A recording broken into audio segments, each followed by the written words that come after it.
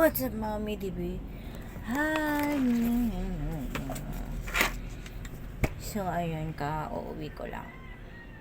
Inutosan ko yung isa mamalingke. So, pagkagising ko, i-chat ko sana siya kasi usapan namin kagabi magdala siya ng cellphone. So, buti na lang di siya bumili ng langka kasi sabi ko, tataka ko, ba't ano yun? 5 piraso daw.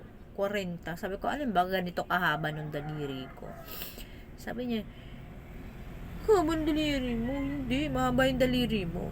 Ganun daw, ganyan ka lang, bilog. Yung may susi siya, ganito. Ganyan, ano, nagtataka ko, ba't ganun? Ba't ganun yung benta ng langka?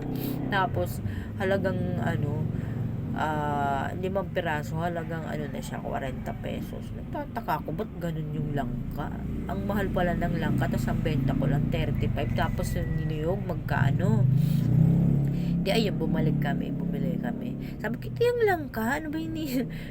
Yung bibili niya pala yung hinog na langka, yung mga buto ng langka na malalaki. Ay hindi, ganyan lang. Sabi ko, hindi yan. Gagataan ko nga. Tapos ayun.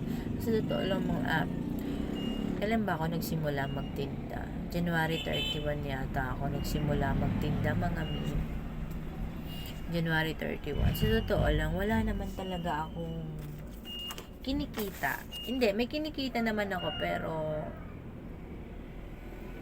kulang siya kung tutuusin. Pero hindi ko iniisip yung pagod ko eh.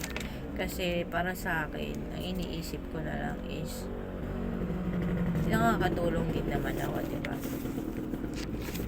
Sa mga tulad ko na nagtatrabaho ako, syempre, hindi ko talaga carry magluto every morning. Gising ka ng maaga, imbes na yung igising mo, kakain ka na lang kunting luto-luto na lang ng almusal, ganun, tas maliligo, diba? May time nga na hindi pa ako naliligo, napapasok.